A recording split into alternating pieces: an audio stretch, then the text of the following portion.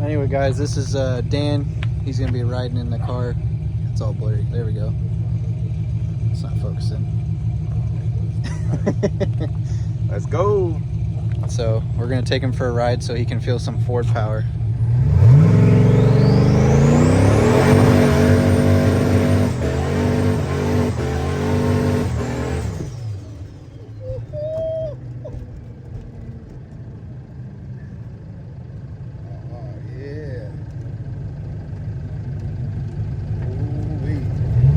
Welcome back to another video, guys. So today on the Mustang, hopefully in one video I can get the Mustang running, driving, making boost again, and make just an awesome video for you guys. Let's go ahead and address the issues we were fighting in last video. I'm going to see if I can drill this flex plate bolt holes without taking the transmission back out. All right, guys, so torque converter bolts are done, all 4 of them. I got them all tightened down, and I got Loctite on them. So that's all said and done. I didn't have to remove the transmission. I was able to just kind of massage the hole a little bit, and it just needed a little bit of material gone, and every bolt went in, so that's perfect. Nothing to worry about there. I guess next few things are installing the drive shaft, installing the shifter and the linkage or cable, whatever, getting rid of the clutch cable, pulling it out of the car, pulling the clutch pedal out of the car, wiring up trans brake and overdrive,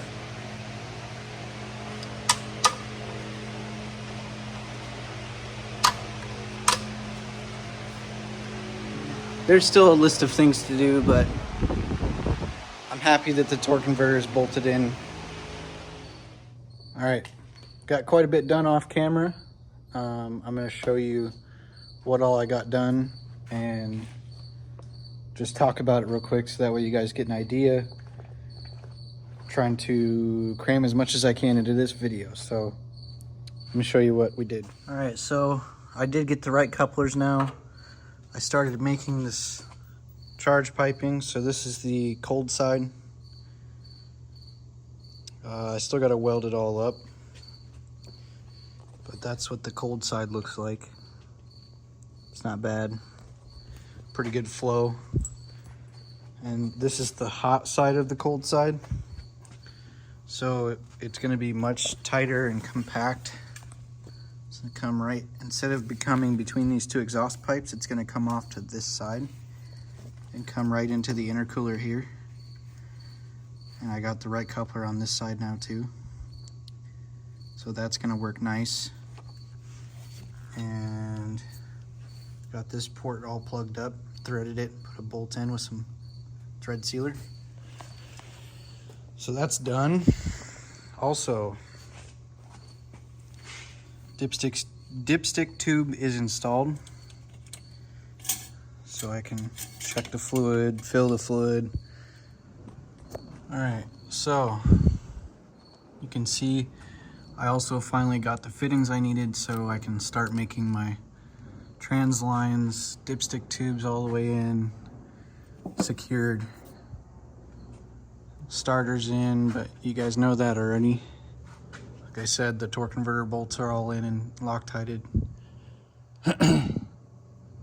So I still got to do some wiring, put the shifter and shift cable in, drive shaft, and remove the pedal assembly, install my plug here. I have a plug for this. And remove this clutch cable. But you can see here, this is the side from the turbo. This is much tighter and cleaner than it used to be. And then this is the side. This pipe goes all the way down into here somewhere. Yeah, right here. So this will all be surface area clamp, and only this area can like expand. And then it's pretty clean. It runs, curves up and then curves over into the throttle body. And now the intercooler is nice and snug. I can knock these bottom mounts off so they don't scrape the ground, because they do sit pretty low. It's higher than the exhaust, but I need the bumper clearance area. Same with this side. So it's coming along. Here before long, after I finish the trans lines, we'll be able to start it up and run it and check for leaks and all kinds of fun stuff. So I'll just keep working away and bringing you guys along for the fun. All right, guys, I just put in a lot of work, but I wanted to kind of showcase it a little bit. So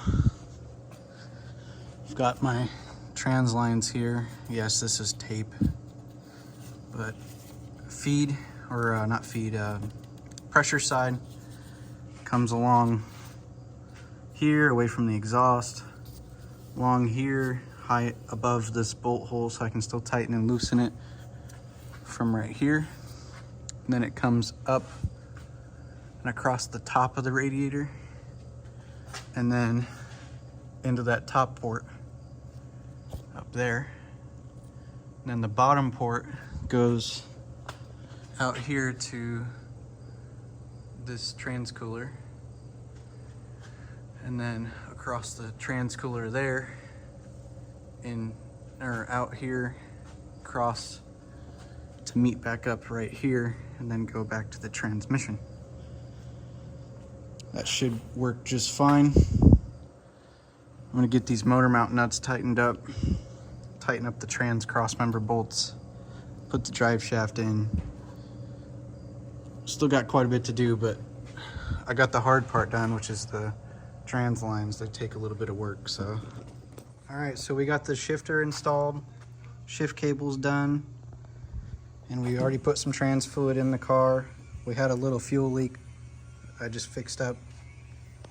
So me and Dad are gonna start it up, and then we'll double check the fluid level.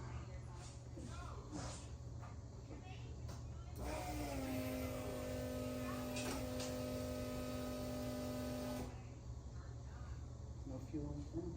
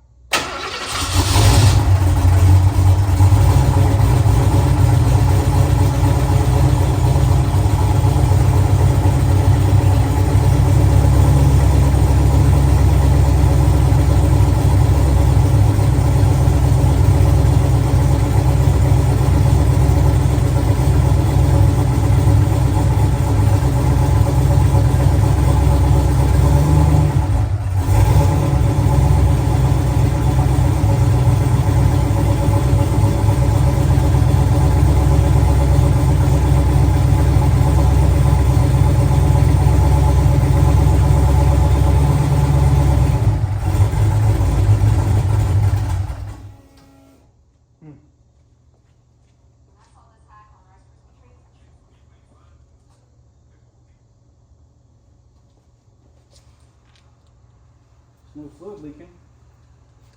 Check it. I'm sure there's what's in it. It does. You put 10 in there, I put 9. but you only have 12. I put 9, I only have 12. I didn't put the 10th one in there. Unless you want to add that can of cooking.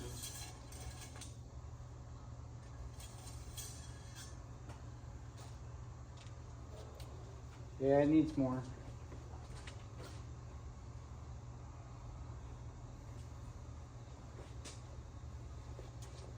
I wonder if it has something to do with it's turning a trans pump now and it's turning the converter and it's just not used to the. I don't just fine. No, I was holding the throttle. Oh, were you? Yeah, that could be.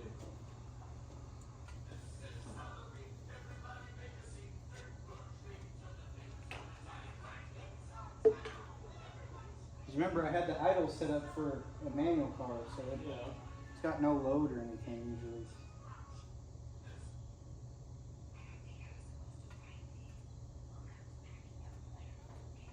Well, then you need to adjust your idle speed at the computer first.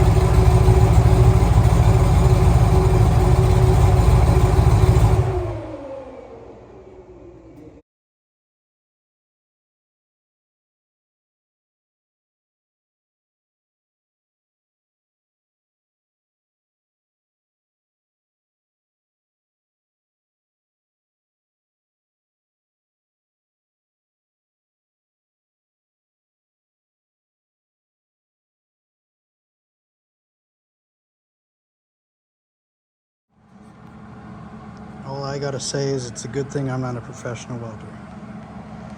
These welds will hold for boost piping, but not so good as far as welds go. Of course, I was filling a pretty big gap, but overall, it'll work fine.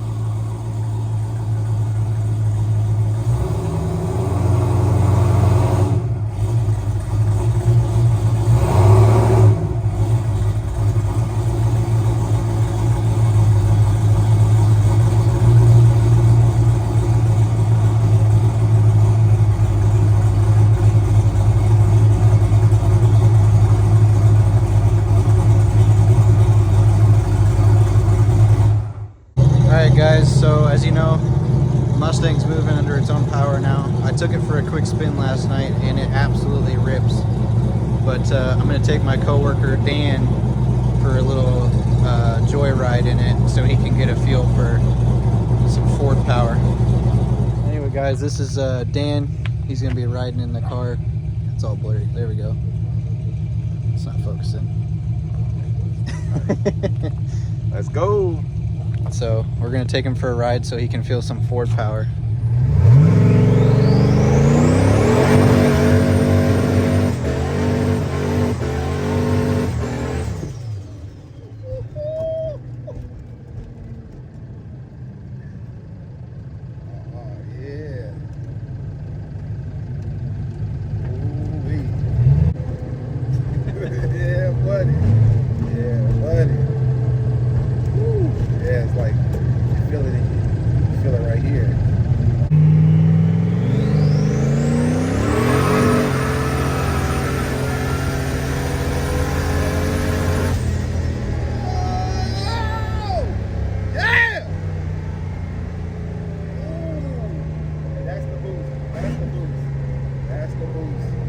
Oh my God.